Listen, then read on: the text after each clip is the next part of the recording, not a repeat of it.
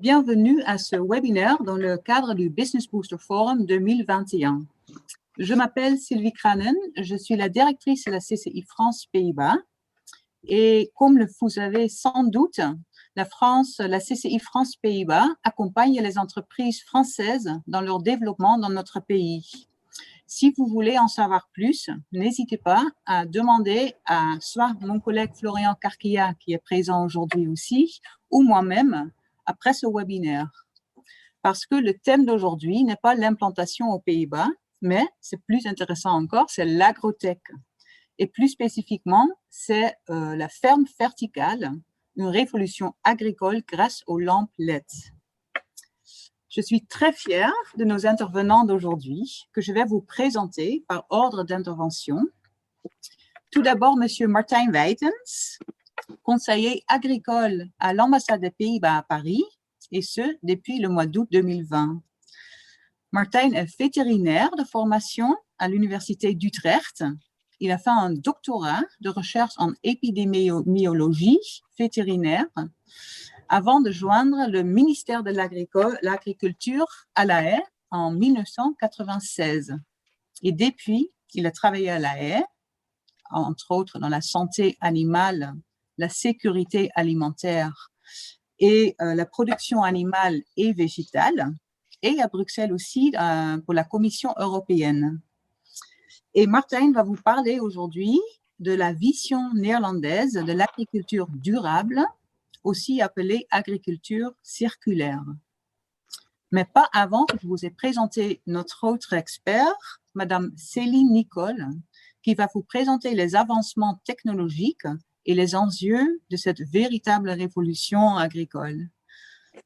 Céline est responsable de recherche chez Signify, qui est anciennement Philips Lighting, et ce, depuis 2001.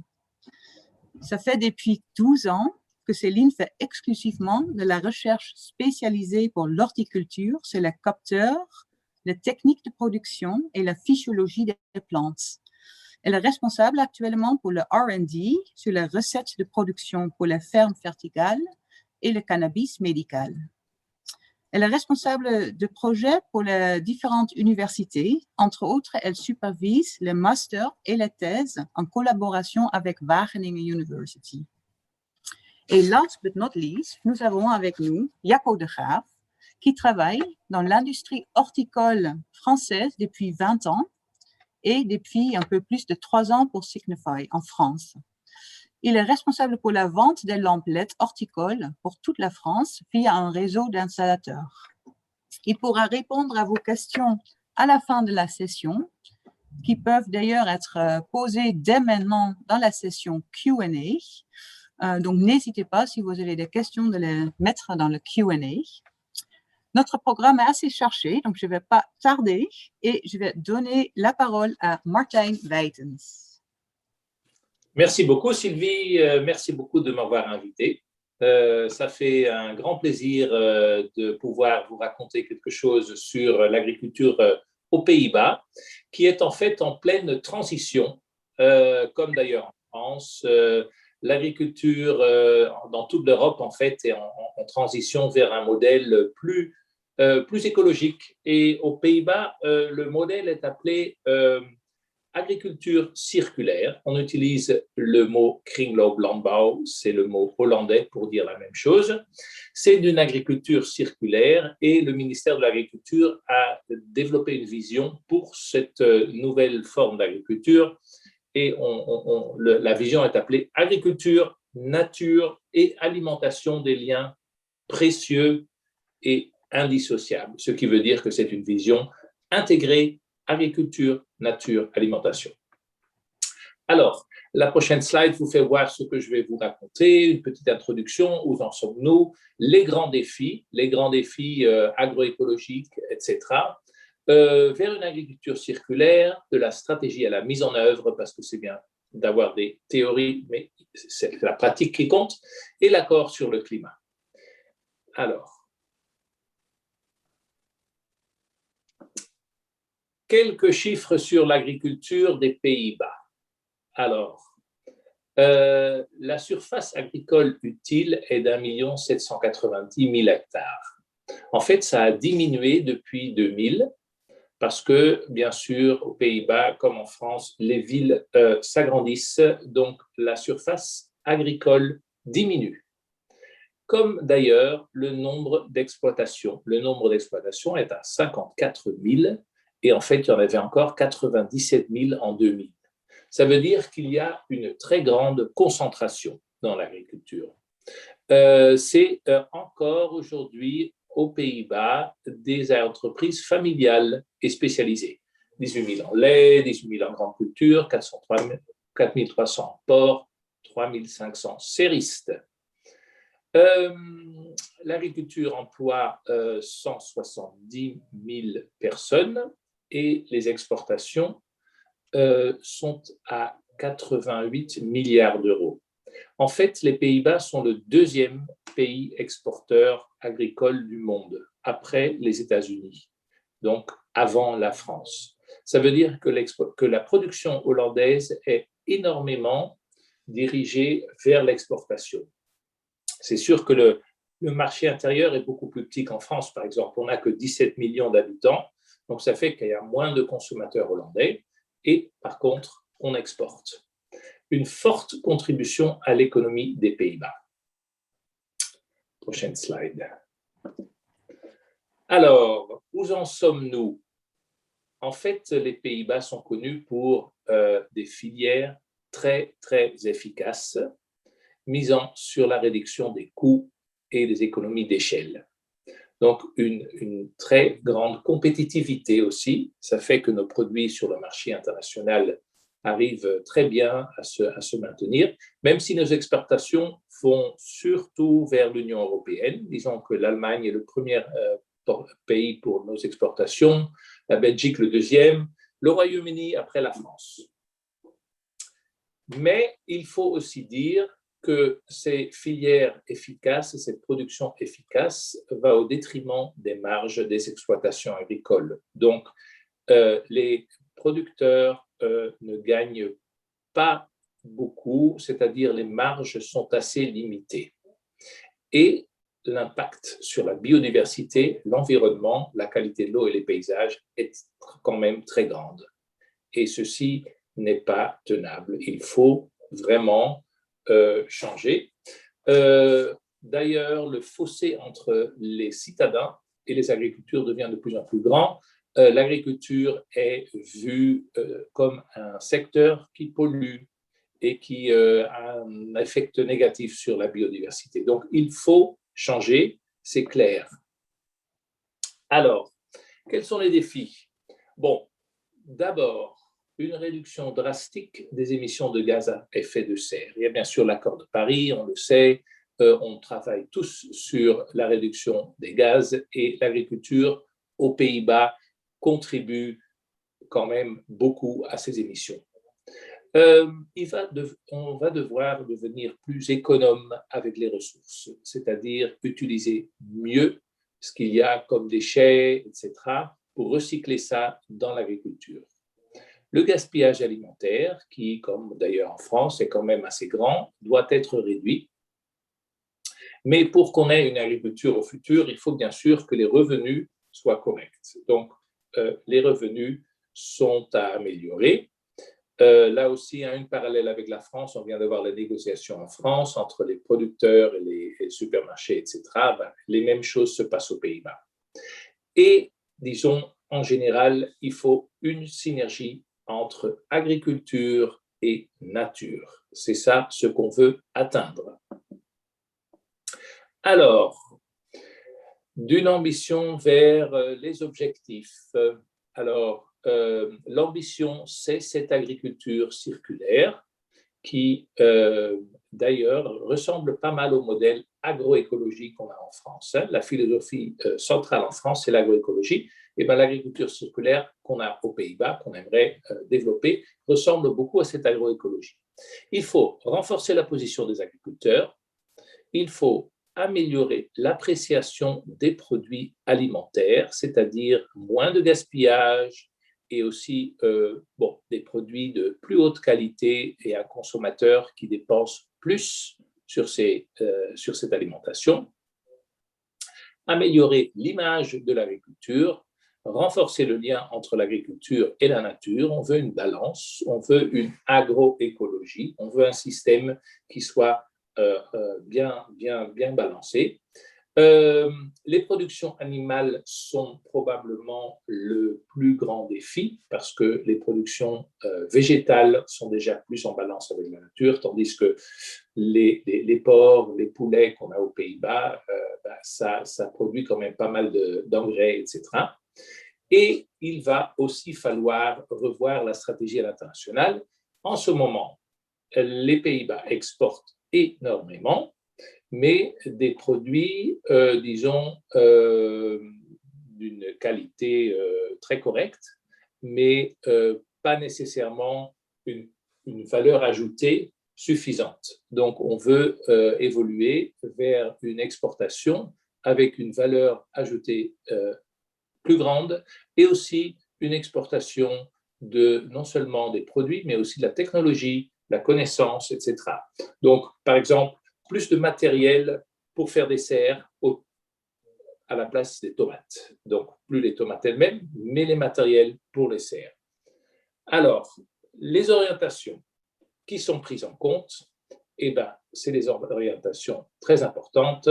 Il y en a 3. C'est bien sûr les attentes sociales. On veut un modèle agricole qui soit accepté par la société.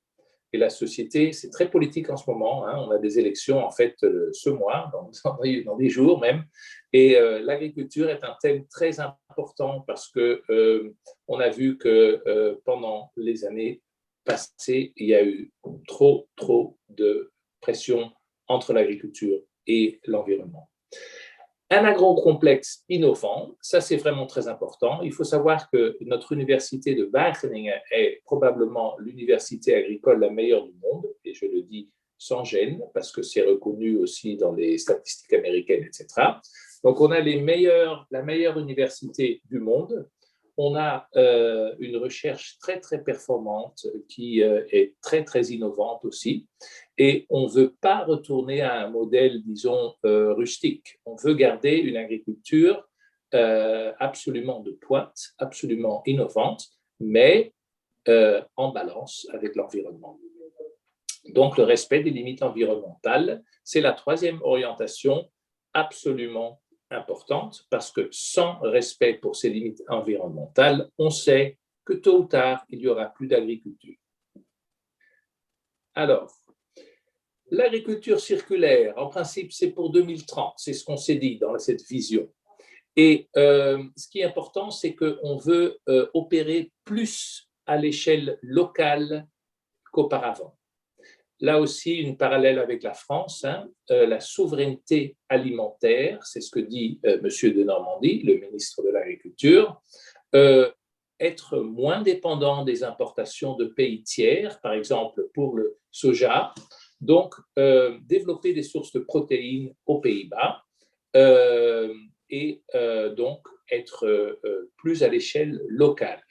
Mais l'échelle régionale ou internationale est bien sûr possible quand c'est nécessaire. On ne va jamais pouvoir avoir tout aux Pays-Bas. Il faudra toujours importer des choses et sans exportation, notre agriculture retournerait à un noyau de ce que c'est maintenant.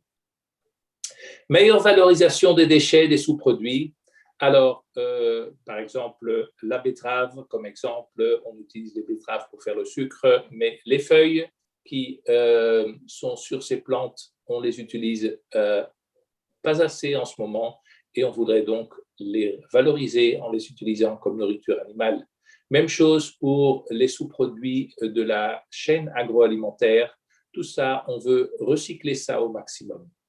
Meilleure gestion des sols. Les sols sont très précieux, c'est la base de tout. Si on ne gère pas bien les sols, la productivité, surtout la biodiversité, va être dégradée et on ne peut pas accepter ça.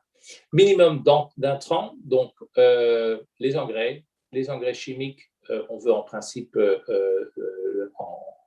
limiter l'utilisation au maximum. Les antibiotiques, on a déjà réussi à réduire ça à 70% dans les 10 années passées, mais on veut réduire ça encore plus. Les produits phytosanitaires, on veut en fait essayer de quitter tout à fait l'utilisation de produits phytosanitaires chimiques, passer à des produits biologiques et surtout l'utilisation d'insectes comme bioprotecteurs. L'élevage, des systèmes plus durables avec beaucoup d'attention pour le bien-être animal, parce qu'on sait très bien que le consommateur hollandais, mais aussi bien le consommateur allemand, français et belge, regarde vraiment comment est ce bien-être. Protection de la nature plus intégrée dans la gestion des exploitations, donc c'est cette agroécologie dont je vous parlais. Alors, on continue. Une agriculture circulaire en 2030, ça veut dire une stratégie pour les protéines, moins d'importation de soja, plus de production de protéines alternatives comme les protéines des insectes, les protéines des algues, les légumineuses, mais aussi la réutilisation de protéines animales, par exemple. Là, on voit vraiment des développements importants dans les années à venir.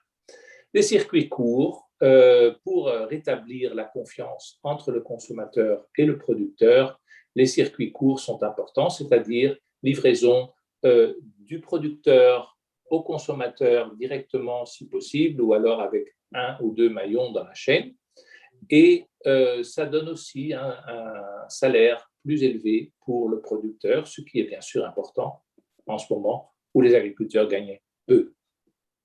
Moins de gaspillage alimentaire, valorisation des produits alimentaires, meilleure rémunération des agriculteurs et les techniques génétiques, les New Breeding Techniques, c'est des techniques non GMO, mais quand même de mutagénèse où on essaye d'accélérer le développement génétique, surtout des plantes.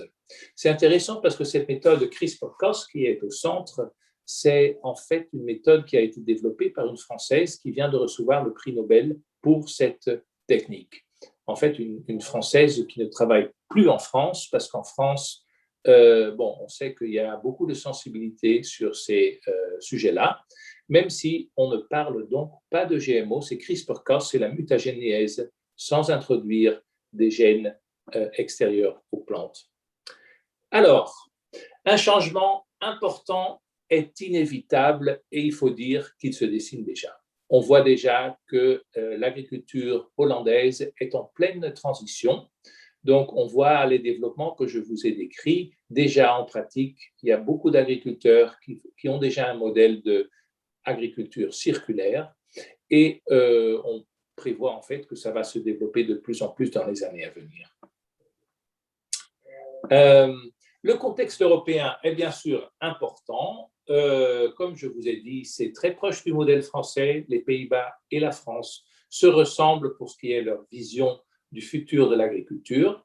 Ça s'intègre très, très bien dans tous les développements qu'il y a à la Commission européenne en ce moment. Vous avez sans doute entendu parler du Green Deal au niveau européen et la stratégie de la fourche à la fourchette, Farm to Fork, qui sont vraiment les grandes tendances à Bruxelles. La nouvelle politique agricole commune doit bien sûr entériner tout ça. Et dans les plans stratégiques nationaux que la France et les Pays-Bas doivent développer dans le cadre de cette PAC, cette agroécologie sera donc décrite. Le Covid a bien sûr fait voir qu'il est très important de n'être pas trop dépendant des importations de pays tiers. Cette souveraineté alimentaire, c'est bien le Covid qui nous a fait voir que c'est très important. Et réorientation encore plus vers les exportations vers les pays voisins. Comme on va produire des produits avec encore plus de valeur ajoutée et plus de qualité, ça sera plutôt le marché européen avec les consommateurs qui ont plus à dépenser, qui seront servis. Alors, cette mise en œuvre, il y a bien sûr pas mal de boulot à faire, c'est sûr. Parce que c'est quand même une transition d'un modèle qui est très performant déjà. Il ne faut pas oublier que les Pays-Bas sont vraiment dans le domaine agricole très, très performant et très moderne en ce moment, mais on va devoir adapter donc ce modèle pour être durable vers le futur. Et pour ça, on a un certain nombre d'outils On a bien sûr le soutien pour les jeunes agriculteurs, parce que comme en France, les agriculteurs sont quand même assez vieux en moyenne, et il est très important que ces entreprises soient reprises par des jeunes agriculteurs. Bon, on a un très bon système d'éducation aux Pays-Bas. Nos agriculteurs sont vraiment des spécialistes, des professionnels. Donc, on a le know-how, comme on dit, mais il faut aussi que les jeunes aient la possibilité financière, par exemple, pour pouvoir reprendre les entreprises. Crédits fiscaux pour promouvoir le développement de cette agriculture circulaire. Donc, il y a toutes sortes d'outils fiscaux, des subventions pour la modernisation des bâtiments d'élevage, par exemple, dans le cadre du Covid, mais aussi en général. On a beaucoup développé le support technique ces dernières années. Donc, les techniciens qui viennent à la ferme pour vraiment aider le fermier à faire son diagnostic du sol, à voir comment pouvoir changer, limiter l'utilisation de produits phytosanitaires, etc. Mais aussi des expérimentations, parce que parfois, les nouvelles méthodes ne sont peut-être pas tout à fait comprises dans le cadre de la législation actuelle. Donc, il faut accepter qu'on expérimente, et on a donc officiellement défini un certain nombre d'expérimentations. On doit limiter les règles où possible, et bien sûr, un fonds d'investissement pour pouvoir investir comme entrepreneur. Alors, bon, vous êtes français, vous connaissez sans doute l'accord sur le climat de Paris qui domine bien sûr tous les développements, aussi dans le secteur de l'agriculture. Pour les Pays-Bas, on doit réussir à faire une baisse de 6 millions de tonnes équivalent de CO2. Et c'est très substantiel. Ça veut dire que beaucoup de méthodes doivent être adaptées. Heureusement, le gouvernement a sorti beaucoup d'argent pour cette transition, 1 milliard d'euros, et je ne parle donc pas des fonds Covid qu'il y a à côté, le plan de relance Covid, mais les fonds qui sont destinés à cet accord climatique pour l'agriculture, c'est 1 milliard. Et cet argent est utilisé en tout cas aussi pour racheter des quotas de porc, pour réduire la production de porc, pour réduire donc les gaz à effet de serre. Aux Pays-Bas, on a une spécificité aussi, c'est les zones tourbeuses. On a des grandes zones tourbeuses à l'ouest du pays, au-dessus d'Amsterdam, mais aussi à côté de La Haye, par exemple. Et ces zones tourbeuses ont des émissions assez importantes de CO2. Et on veut réduire ça par l'adaptation du niveau de l'eau dans ces zones tourbeuses, ce qui va mener à moins de vaches dans ces zones. Les serres sont très importantes parce que c'est par excellence un modèle durable. On peut optimiser la production au maximum dans les serres. Et on a la technologie. Bon, je ne vais pas en dire plus parce que la prochaine présentation va sur ce sujet. Et bien sûr, à part ça, les pratiques alimentaires qu'on aimerait bien changer. Alors, je crois qu'avec ça, je vais finir ma présentation. Bien sûr, s'il y a des questions, je suis disponible. En tout cas, merci beaucoup. Et je suis aussi très curieux de voir la présentation de notre deuxième speaker. Merci. Merci beaucoup, Martijn. C'était très intéressant et c'est très bien de voir la comparaison entre la France et les Pays-Bas. Et vous avez déjà très bien fait le pont, donc j'aimerais bien passer la parole à Céline Nicole, qui va en effet nous parler de la ferme verticale et son aide donc dans la révolution agricole grâce aux lampes LED. Je vous laisse la parole, Sylvie. Merci, Sylvie. Vous m'entendez? Oui. Je remercie Sylvie Kranen du CCI France Pays-Bas de m'avoir invitée à faire cette présentation. J'habite donc ici depuis 22 ans aux Pays-Bas, française d'origine, mais j'ai joint la recherche industrielle avec une thèse en physique, mais je suis en fait devenue autodidacte petit à petit en photobiologie et en physiologie des plantes. Je vais vous faire donc une présentation globale de notre activité d'éclairage en agriculture en mettant en avant le potentiel des fermes verticales.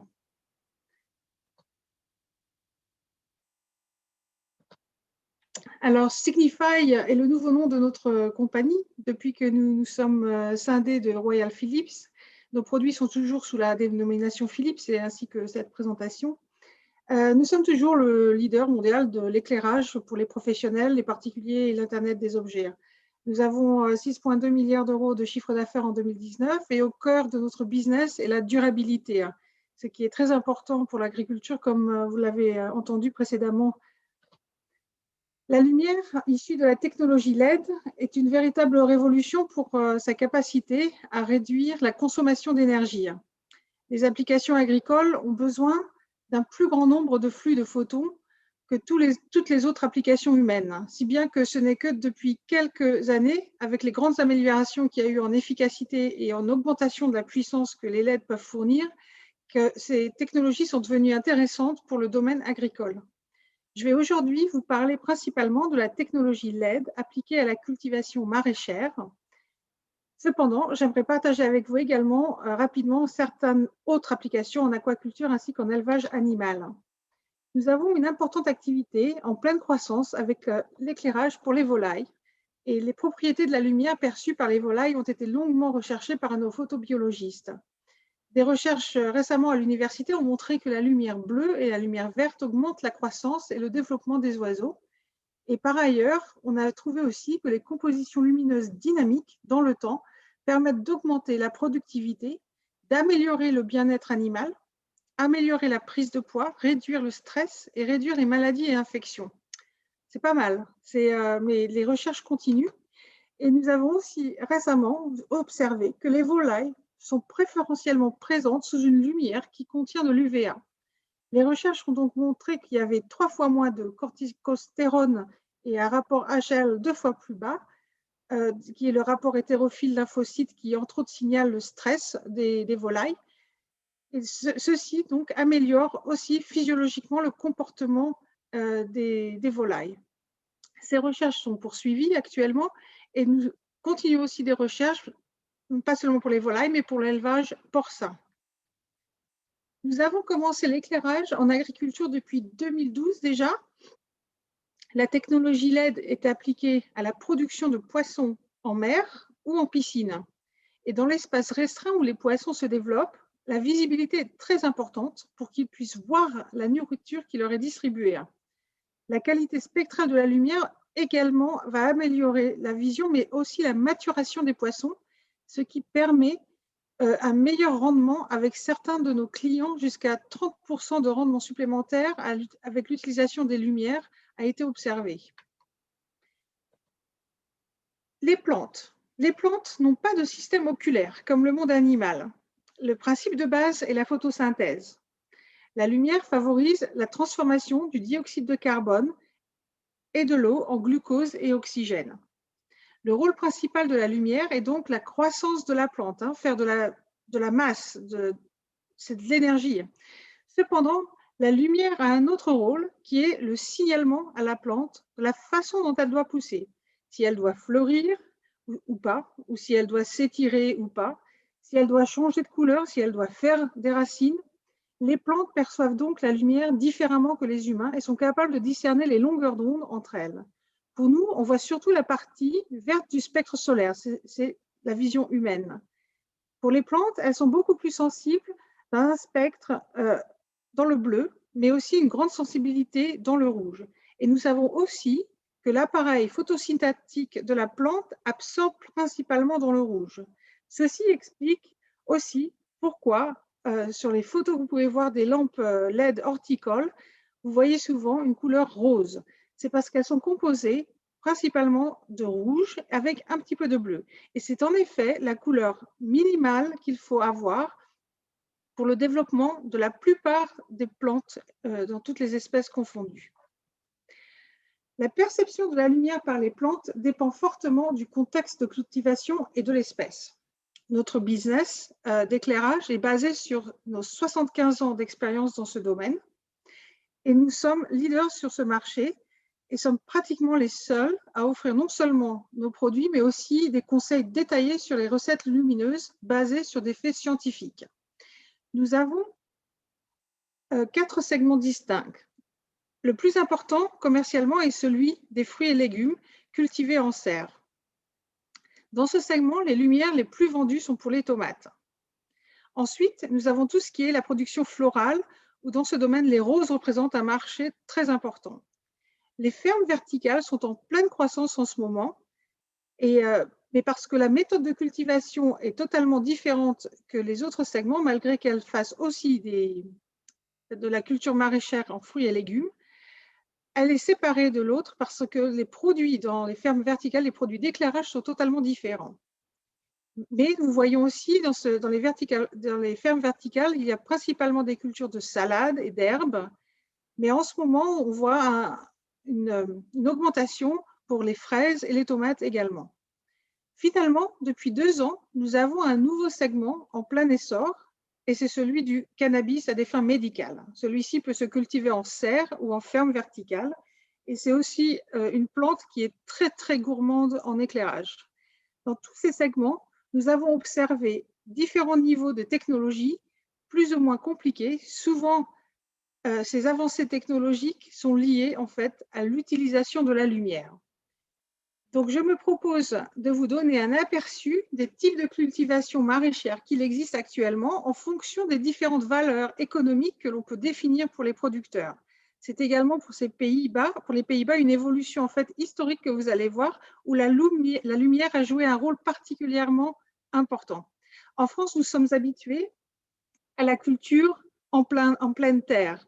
La culture en plein champ représente la très grande majorité pour les climats chauds et tempérés en fait. Elle est la plus économique, mais aussi la moins flexible, la moins fiable. La qualité est variable car elle dépend un peu trop du temps qu'il fait et des ravageurs qui passent. Les pesticides sont en général nécessaires, même s'ils sont parfois biologiques. Et l'apport en fertilisants requis est très important parce qu'il faut savoir que quand vous fertilisez une terre, la plupart des fertilisants est perdu dans la terre et seulement une certaine partie va pouvoir être utilisée par les plantes. La production dépend donc fortement du lieu géographique du champ aussi. Au siècle passé, nous avons vu l'essor des serres en plastique ou en verre. Ces protections contre les fortes intempéries ont pu amener un degré de stabilisation et une augmentation de tous les facteurs économiques sans nécessairement un coût élevé. Ce qui a fait une grosse différence, c'est l'apparition de l'hydroponie dans ce type de contexte. Ici à droite, on a permis en même temps d'augmenter davantage la production tout en ayant des bénéfices écologiques comme économiser l'eau. Mais ceci permet également un avantage pour les fermes verticales aujourd'hui, car elles utilisent ce principe de culture hors sol. Dans les années 30, notre laboratoire de physique à Philips a publié les premiers résultats techniques sur les lampes à haute pression de sodium. Elles sont reconnaissables parce qu'elles émettent dans le jaune, délivrant suffisamment d'énergie lumineuse pour pouvoir fournir en lumière les plantes dans les serres. Rajouter des éclairages artificiels, ça a boosté davantage les rendements par mètre carré. Pendant plusieurs années, le développement technique a permis de réduire la consommation d'électricité et augmenter la puissance des lampes à sodium. La plupart des serres d'aujourd'hui, dans le monde, utilisent encore cette technologie. L'apport de la lumière artificielle a permis de vraiment pousser les limites de la production au-delà des saisons. Ce n'est que très récemment, avec l'apparition des technologies LED, que les serres commencent à passer du jaune au rose.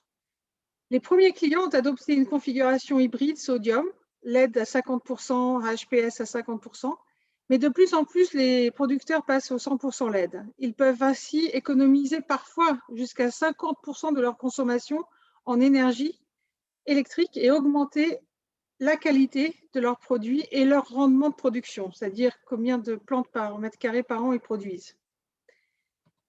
Pour accélérer certains cycles de production dans les laitues, certains ont installé pour les salades la cultivation en étage dans la serre, avec en phase 1 et 2 de croissance, permettant un contrôle de la qualité des jeunes pousses, et ça permet une bonne reproductibilité des rendements, et qui sont aussi devenus plus élevés. Et donc en phase 3, les laitues passent en serre plus classique.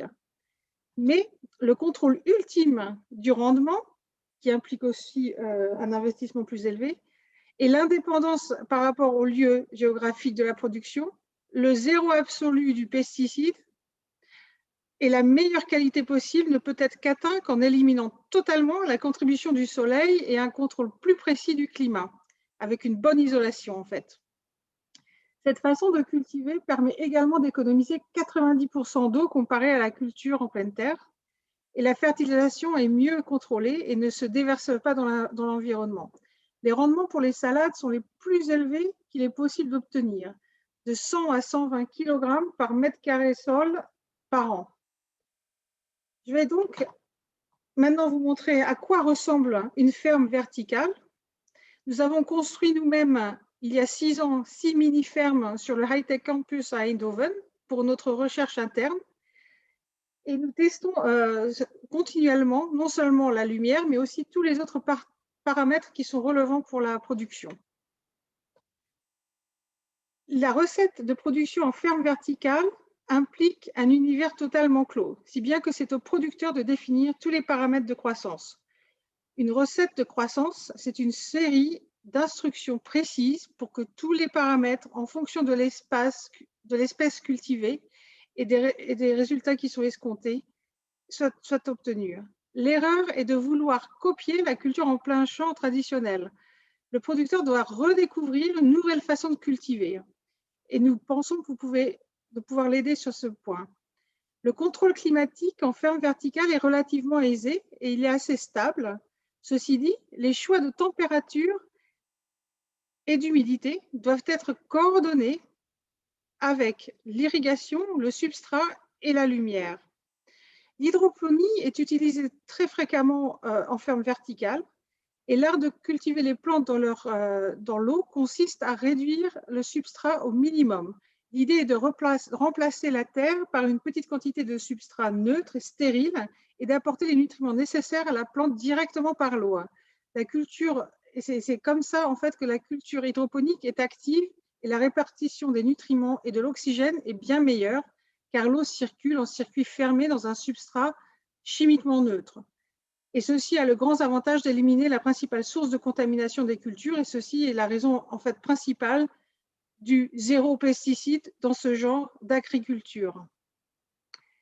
Le système de croissance a souvent besoin d'un contrôle précis des paramètres, et pour certaines cultures plus sensibles, on peut faire appel à l'intelligence artificielle pour aider à l'optimisation et garantir une plus grande reproductibilité des performances, comme par exemple prédire à l'aide de caméras, comme vous voyez sur le film, la croissance afin de détecter si on s'écarte des performances attendues. La recette lumineuse vient donc se greffer parmi tous ces autres paramètres climatiques et à elle seule plusieurs boutons à optimiser grâce au LED. Il y a l'intensité qui est très importante, le niveau de lumière, qui est l'outil principal, qui interagit avec l'irrigation, le climat et le substrat également. Mais le rythme circadien joue un rôle, le spectre lumineux, la couleur de la lumière joue un rôle, l'uniformité, sa position et son horaire, son timing. Il y a un très grand nombre de combinaisons possibles et il n'est pas possible durant une durée de vie d'un producteur de tout essayer. Les bases de données que nous avons et nos connaissances aident les producteurs à faire des pas plus rapides dans l'optimisation et le choix qu'ils doivent faire pour faire pousser leur culture. Pour découvrir ou optimiser de nouvelles recettes de croissance, nous procédons par une formulation scientifique des hypothèses. C'est ce que nous faisons dans notre activité en recherche. Certaines seront testées avec les universités afin d'élucider également le mécanisme qui prend place dans la plante. Mais à d'autres niveaux, nous discutons directement avec les producteurs et leurs observations et souvent nous faisons des essais d'éclairage directs sur leur lieu de production. Et nous discutons et collaborons avec les semenciers qui souvent connaissent bien leur culture et les spécialistes du climat et des substrats également. Mis à part le rendement qui est en général très élevé mais crucial pour pouvoir rentabiliser une ferme verticale, l'aspect qualité est de plus en plus demandé. Différents aspects sont pris en compte. La couleur, par exemple, pour certains végétaux, et je vais donner un exemple, La durée de conservation est aussi très importante pour certains consommateurs. Les valeurs nutritionnelles, il y a un potentiel dans ce domaine. Le goût et les contenus en nitrates qui sont très importants pour certains pays et pour certaines, et surtout en Europe, puisqu'on a une législation, et ainsi que la texture peut être influencée par ce type de culture. Ici, je donne l'exemple de la couleur. Quand j'ai commencé il y a 7 ans à faire pousser des laitues dans notre ferme verticale, c'était des laitues rouges. On a fait pousser ces 3 espèces de Reichswein et on s'est rendu compte qu'elles restaient vertes au lieu de devenir rouges. Le rouge provient en fait de l'accumulation des anthocyanes dans les vacuoles des feuilles sous l'effet de la lumière UV dans la nature. Mais aussi, nous avons découvert qu'il n'est pas nécessaire d'utiliser de l'UV, mais on peut aussi faire une accumulation d'anthocyanes avec du bleu. Et la lumière bleue est dans nos lampes. Le problème, cependant, est que si vous faites pousser votre laitue avec beaucoup de bleu ou de l'UV, elle va rester petite parce que ces anthocyanes sont très concentrés. Et donc, le résultat, c'est que la chlorophylle est cachée et les anthocyanes vont donc bloquer la lumière et réduire la photosynthèse. Donc, il y a une contradiction entre obtenir les résultats qualitatifs que l'on veut et un bon rendement. Donc, ce que nous avons fait, nous avons inventé une recette dynamique qui donne donc avec des caractéristiques spectrales différentes pour la croissance et faire de la biomasse, en fait, faire de la masse. Et nous changeons ces caractéristiques quelques jours avant la récolte, ce qui permet d'accumuler les anthocyanes et de colorer les laitues en rouge très rapidement et avec les caractéristiques de qualité qui sont requises. Comme vous voyez, on peut aussi utiliser cette propriété de coloration rapide en faisant des tatous de logos sur les feuilles, sur l'exemple de la feuille de chêne. La durée de conservation a été mesurée aussi suivant des critères très scientifiques dans nos recherches, en donnant un score, par exemple, associé à la perte de couleur et de la texture. C'est ce qu'on appelle l'OVQ, Overall Visual Quality.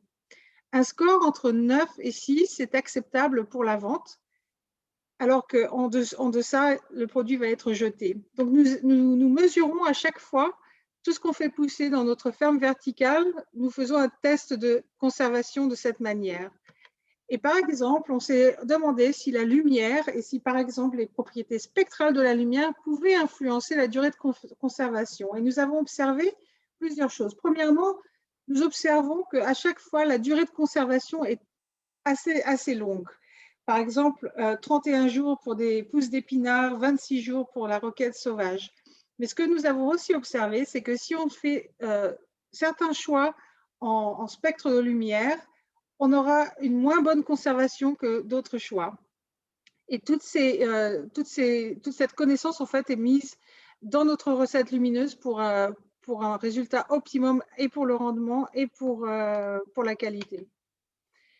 Les valeurs nutritives, c'est aussi un thème qui nous a beaucoup intéressés.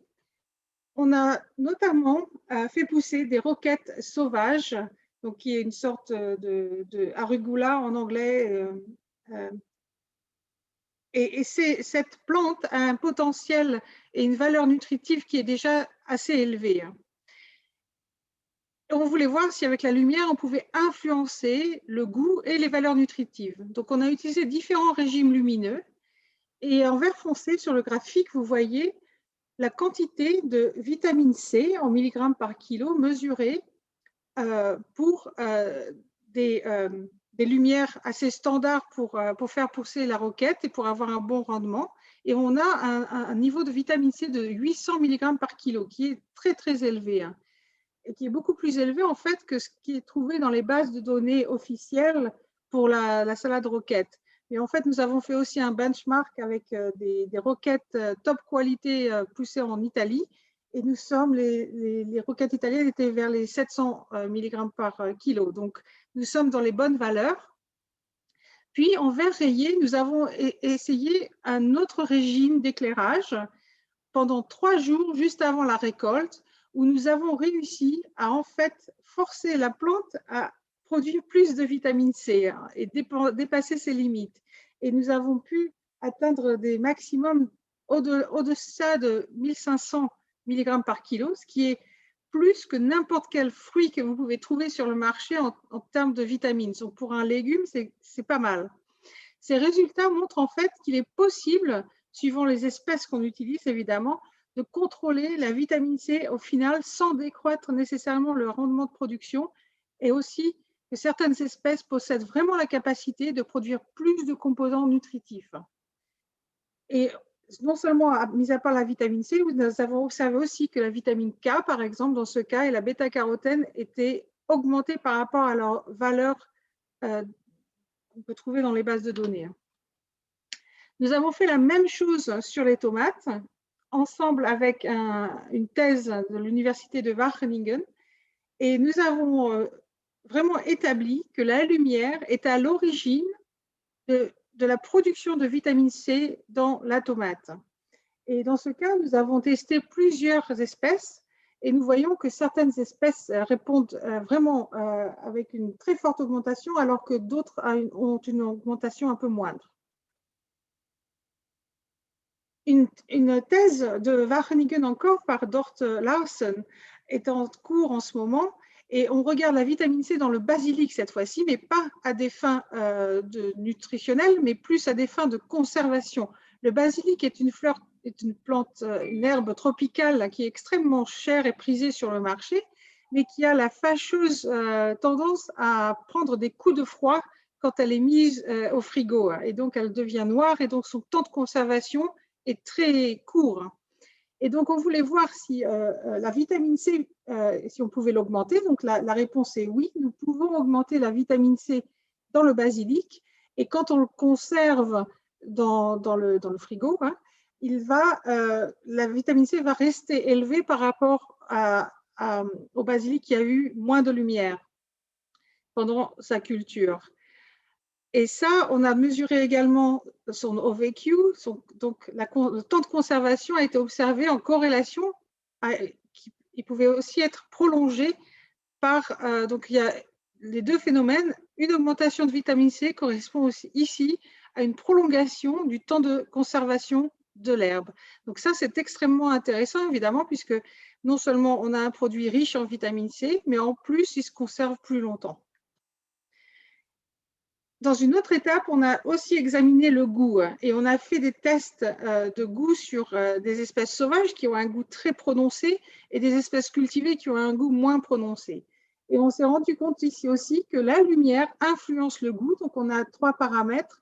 On a donc l'intensité, l'aspect pimenté de la roquette qui a été mesuré, l'aspect sucré et l'aspect amer. Et donc, on a vu que suivant les régimes lumineux qui sont adoptés, on trouve des différences de perception. On a fait ce test sur à peu près 30 personnes qui ont testé nos plantes de façon dans un blind test.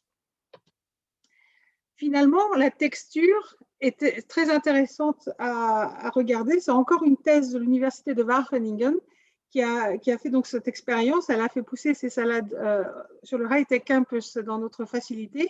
Et donc, elle a fait une croissance pendant 2 semaines de laitue à une intensité médium, suivie d'une semaine où le tiers des laitues avait une intensité plus haute et un tiers une intensité plus basse et un tiers sont restés à l'intensité médium. Et vous voyez ici une photo des laitues qui ont été récoltées à la fin de cette dernière semaine. Et vous voyez qu'en fait, quand la lumière diminue juste avant la récolte, la laitue, en fait, n'est pas bonne. Elle n'a pas les caractéristiques qui sont voulues sur le marché. La médium, elle est assez correcte, mais celle qui a eu plus de lumière les derniers jours avant la récolte, elle est vraiment une qualité exceptionnelle, elle est plus ferme et plus croustilante. Donc, ceci, en fait, ça illustre que sous l'influence du climat, en fait, en culture à l'extérieur ou en serre, la qualité peut varier beaucoup parce que si le temps change juste avant votre récolte, vous allez perdre en qualité souvent sur le produit final. Et il n'y a rien que vous pouvez faire puisque vous n'avez pas d'éclairage. Donc, j'espère que j'ai pu vous faire entrevoir que les fermes verticales peuvent produire avec un plus grand rendement, sans pesticides et sans maladies, sans effets climatiques, et que les qualités organoleptiques et les contenus nutritifs sont les mêmes ou peuvent même devenir meilleurs suivant les espèces, alors que la durée de conservation est élevée et elle peut même peut-être être plus élevée avec des économies d'eau et des économies en fertilisants. Tout ça est beaucoup plus écologique. Mais évidemment, ça requiert un investissement. Et c'est pour ça qu'il faut optimiser les fermes verticales. Maintenant, qu'est-ce qui se passe en France? J'ai presque fini. En France, il y a certains producteurs qui voient la vie en rose. Avec notre aide, le jardin de Rabelais a atteint depuis 2010 les niveaux de contrôle de leur production à la hauteur de leurs ambitions. Le choix des LED est 100%, donc pour les tomates, dans leur cas, en serre. Il y a un éclairage par le dessus et des éclairages entre les plantes, ça s'appelle de l'interlighting. Et pour ce producteur, le goût est très important. Et cette technologie a non seulement amélioré le goût, mais d'une récolte à l'autre, le goût est le même. Et donc la production est prédictible et c'est très important pour eux d'avoir une bonne prédiction de ce qu'ils vont obtenir. Et le rendement est aussi amélioré. Mais le plus important pour eux, c'était vraiment la prédictabilité et le goût. Les tomates du jardin de Rabelais sont en fait pour moi, qui les ai goûtées, car ils sont venus nous voir avec des tomates à Eindhoven, c'est la preuve que la technologie de production néerlandaise en fait n'est pas à l'origine de la mauvaise réputation des tomates néerlandaises qui sont très peu goûteuses. Le goût d'un fruit est principalement dû en fait à son patrimoine génétique. Les tomates qui sont vendues, qui viennent des Pays-Bas, qui arrivent sur le marché français, sont une espèce de tomate qui a été sélectionnée pour leur haut rendement. Et il se trouve que ce sont aussi les moins goûteuses. Et cependant, c'est des tomates qui peuvent produire à 100 kg par mètre carré par an, donc c'est un rendement très, très élevé. Le jardin de Rabelais, eux, ont une autre espèce, et cette espèce de tomate est vraiment un très bon goût. Et l'important, c'est que le goût soit maintenu tout au long de l'année et tout au long de la production, et les LED permettent de faire ça. Un autre producteur aussi en France voit la vie en rose depuis l'installation avec nos LED pour la culture des concombres. Et c'est le groupe Cheminant qui a augmenté significativement son rendement de production, en hiver surtout. Et ils ont donc l'une des serres les plus modernes de France. Et ici, dans cet exemple, le rendement est l'objectif principal. À ma connaissance, il n'y a pas de ferme verticale encore en France, mais j'espère qu'il y en aura bientôt. Je termine par cette image qui est une photo de notre salle, de notre laboratoire de recherche à Eindhoven. Et l'une des cellules, donc l'une des mini-fermes verticales, on fait pousser donc des fraises. Et c'est la cellule où on recherche en fait l'interaction de la lumière avec certaines espèces de fraises. Et donc, si vous avez l'occasion de venir nous rendre visite, c'est cette cellule que je vous aurais montrée probablement. Et sur ce point, je donne la parole à Sylvie parce que j'ai fini mon histoire. Merci beaucoup, Céline. C'était vraiment super intéressant et je pense que tout le monde est d'accord avec moi qu'on pourrait encore entendre beaucoup plus sur ce sujet. J'ai en effet une question et la question, je sais qu'elle a été posée au moment où vous avez montré le sheet, où vous avez montré les différents stades dans le dernier siècle avec les différentes lampelettes. Et la question est, est-ce que l'on mesure aussi l'apport nutritiel de ces moments modes, de ces différents modes de production? Et je pense que depuis… À ma connaissance, il y a très peu de mesures qui ont été testées sur les apports nutritionnels des aliments qui ont poussé en serre tout au long du siècle pour avoir une comparaison. Ce qu'il faut savoir, c'est que les espèces en elles-mêmes contribuent pour un certain niveau d'apport nutritionnel. Donc, si vous passez d'une espèce à l'autre, ce qui est le cas parfois en ferme verticale, on fait beaucoup de travail sur les espèces. Il y a des espèces qui poussent plus facilement en pleine terre, d'autres qui poussent plus facilement en serre. Et pour les fermes verticales, en fait, on est en train de trouver aussi des espèces qui poussent plus rapidement avec des qualités, des critères de qualité plus élevés. Donc, ce n'est pas forcément les mêmes espèces. Et la différence nutritionnelle entre deux espèces est tellement grande qu'il est difficile de la mesurer. D'autre part, quand on fait pousser quelque chose en serre ou en pleine terre, en extérieur, la variation des apports nutritionnels est tellement énorme qu'il va falloir faire beaucoup de mesures pour avoir une moyenne en tête. Si vous faites pousser quelque chose en hiver ou au printemps ou en été, suivant le temps qu'il fait, ça va avoir un résultat totalement différent. Donc, c'est très difficile d'avoir une image du contenu nutritionnel des plantes qui poussent à l'extérieur. Alors qu'en ferme verticale, en principe, si vous avez exactement les mêmes conditions, l'apport nutritionnel sera toujours le même puisqu'il est déterminé par l'expression génétique de la plante, finalement, dans les conditions de croissance qui lui ont été fournies. Merci. J'espère que ça répond à la question. J'ai une autre question sur la présentation en général. Est-ce que c'est possible de l'obtenir, la présentation? Ça, c'était une question. Donc, je ne sais pas, peut-être il faut réfléchir ou voir si c'est possible. Et dans ce cas-là, peut-être je vais répondre pour vous. Si c'est possible, on va ajouter de toute façon le webinaire en replay sur le site web de fci.nl.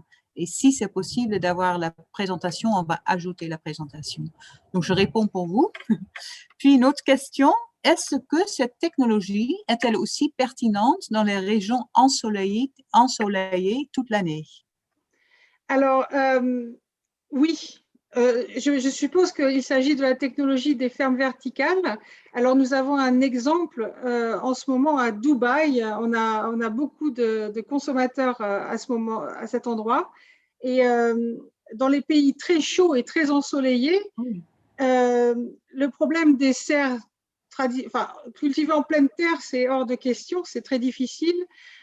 Aussi pour des raisons de pollution de prédateurs qui viennent dans les cultures. Par exemple, en Israël, ils ne tolèrent pas qu'il y ait des insectes ou des animaux. Une fois, il y avait une grenouille qui était dans un sachet de salade, ça avait fait un scandale.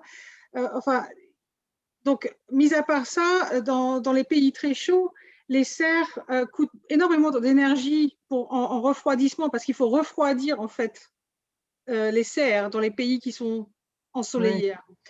Et donc, en fait, si on calcule les bilans énergétiques et l'aspect économique, il est beaucoup plus intéressant d'avoir sous terre, quelque part, une ferme verticale pour faire pousser ce genre de produits. Donc, c'est tout à fait intéressant, oui. Et surtout pour économiser l'eau, parce que dans les pays qui sont ensoleillés, en général, l'eau est précieuse. Voilà, oui, c'est ça. Je ne vois plus d'autres questions, donc je donne à l'audience quelques secondes. Là, il y a quelqu'un, en effet, qui montre.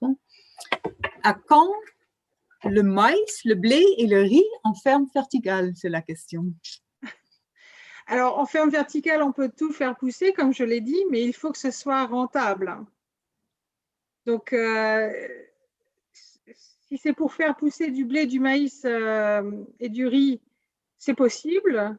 Mais là, par exemple, sur Mars, oui, ça sera possible parce qu'il n'y a pas d'autres alternatives. Mais si c'est pour faire pousser en Europe, ça m'étonnerait beaucoup puisqu'il y a quand même, ça coûte quand même beaucoup trop d'argent par rapport au prix que ça rapporte. Donc, il y a un calcul d'investissement qu'on peut vous faire. Donc, tout ce que vous voulez faire pousser, en fait, vous nous contactez et nous, on vous dit exactement combien de temps ça prendra, combien de temps ça coûtera et à combien il faudra que vous le vendiez pour que ça vous rapporte et que vous pouviez rembourser votre investissement.